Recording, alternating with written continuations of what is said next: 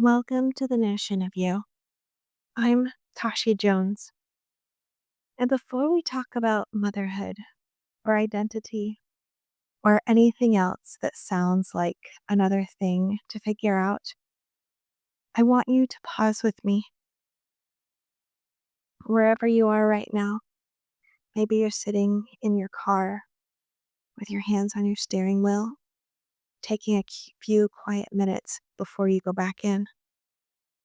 Or maybe you're folding laundry that never ends. Or you're listening with one earbud in while your nervous system is on alert, waiting for someone to need you. I want you to take a breath, not a performative one, not a do it right one, but noticing your inhales and your exhales. Let your shoulders drop, even a fraction. Move your neck around, unclench your jaw. You are safe here. This space is for you if you love your kids deeply and fiercely, and you still find yourself wondering, quietly, almost guiltily, where you went. If parts of you feel muted or distant, if you can't remember the last time you did something simply because it felt like you. Motherhood has a way of rearranging everything: your time, your body, your sense of self. And no one really prepares you for the identity shift that comes with it. We talk about the sleep deprivation, the schedules, the feedings, logistics, but we don't really talk about what it feels like to slowly disappear into the role. So let this podcast feel like two friends sitting across from each other with warm mugs between us. No fixing, no rushing, no pressure to take notes and optimize your life, just presence. Each week here, we explore what it means to live with more trust, more steadiness, and more peace. Not by doing more, but by coming back to yourself in small, honest ways. If you've been holding together everything, managing all the tabs in your mind, carrying emotional weight that no one sees, this is your moment to set it down for a few minutes. You don't need to earn rest here. You don't need to justify your exhaustion. You don't have to prove you're a good mother. You already are. And you're still a whole person, too. Let your breath deepen again. Feel the surface you're sitting on. Notice that you are here. We can begin from this place. I remember the moment it hit me. It wasn't dramatic. No breakdown on the kitchen floor or in the closet. There's no clear before or after, just a quiet realization. I was straightening up the house after my daughter had gone down for her nap. The house was finally still. And instead of relief, I felt this strange hollowness in my chest. Like I had done everything right and was still missing something essential. The thought that came to me was, I don't know who I am anymore when no one needs me in this exact moment. It's kind of scary. On paper, I was doing the things I had wanted. I was home, I was present, I was caring for my child with my whole heart. But the constant giving, the anticipating needs before they were spoken for, had slowly folded me away. It wasn't intentional, and it certainly wasn't out of resentment. It was out of love. Motherhood invited me to expand, but I didn't realize how much of myself had also contracted in that process. I grieved things I couldn't quite name. The version of me who moved through the world with a little bit more ease. The woman who could follow her curiosity without checking the clock. The opinions, preferences, rhythms that didn't need to bend around nap time schedules or dinner times. And then there's guilt. Because how dare I miss myself when I had this beautiful child that I had longed for so long? How dare I long for parts of me that existed before her? That inner narrative, it's subtle but relentless. Good mothers don't feel this way. Grateful mothers don't want more. So you swallow it down. I told myself it was just a phase, that I'd find myself later. That this was the cost of loving someone this deeply. But your body keeps its own record. You start feeling it as tension, as irritability that doesn't match the moment, as the quiet sadness that shows up when things are finally calm. My nervous system was constantly oriented outward, scanning, tending, holding, and there was no room left for me. The first step back to myself wasn't a grand declaration or a perfectly planned out and executed morning routine. It was tiny and simple. I bought a new notebook, but this one wasn't for planning and productivity. It was to write whatever came out. I would sit for 5 minutes at the beginning of her nap time and just ask myself the question, what do I need right now? Sometimes the answer was sleep. Sometimes it was silence. Sometimes it was movement or music or to feel something that wasn't responsibility. Sometimes the answer surprised me, but that small action just cracked open the surface. It wasn't a solution per se, but it was a remembering that I wasn't lost. I was buried under the roles, expectations, and the belief that motherhood required me to disappear. That moment cleaning up didn't fix anything overnight, but it marked the change in trajectory, the turning back to myself, a willingness to listen again, and that's what changed everything.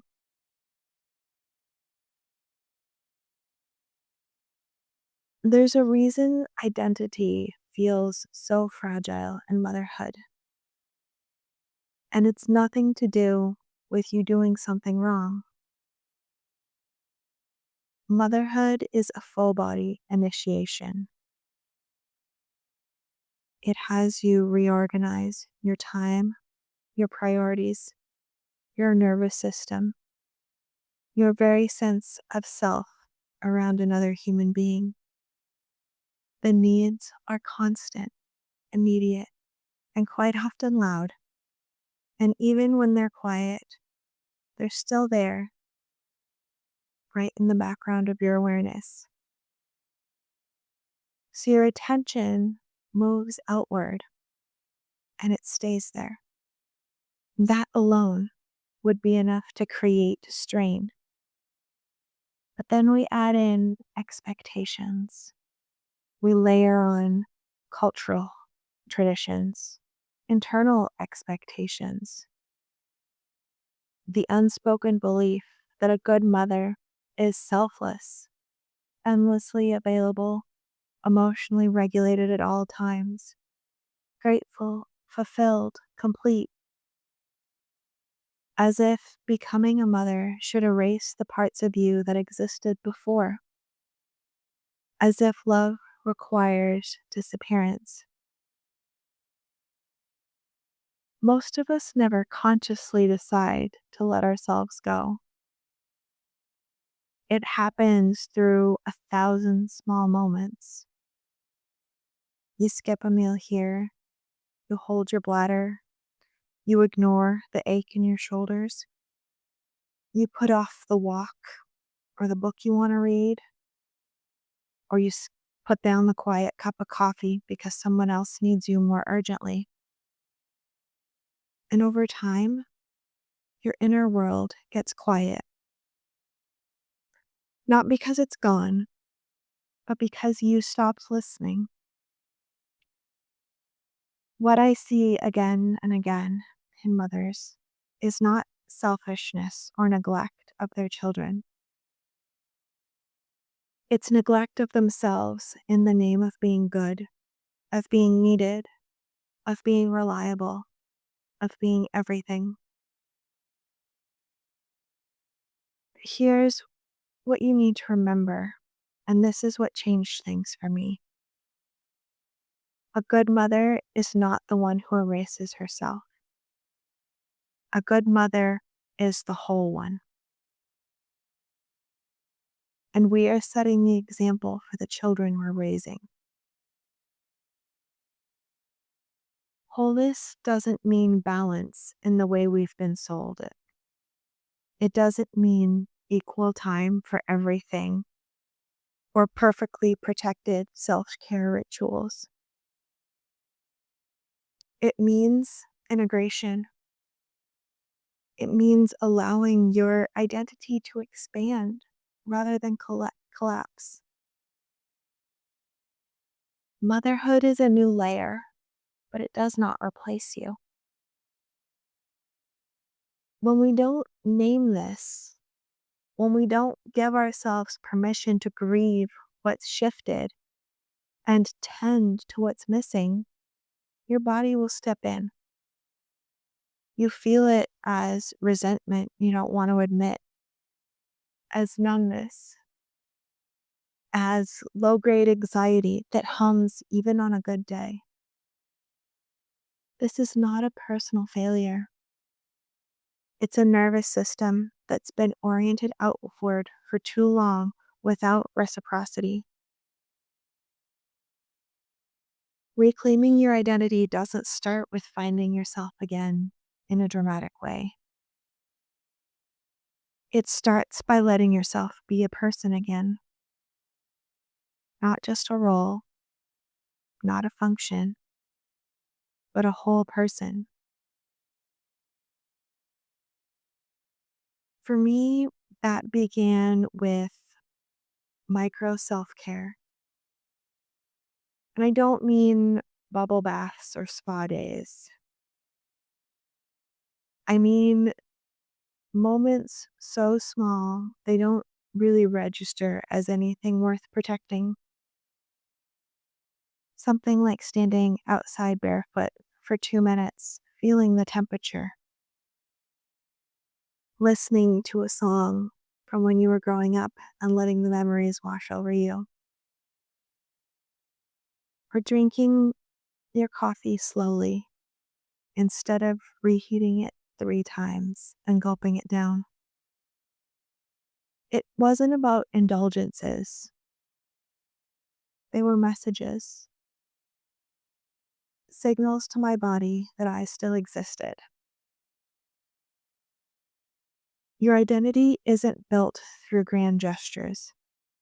It's built through repetition, through reminding your body again and again that your needs matter too. Another doorway back to myself was revisiting old passions, not with the expectation that they should look the same, but with a curiosity about how they wanted to come back to life now.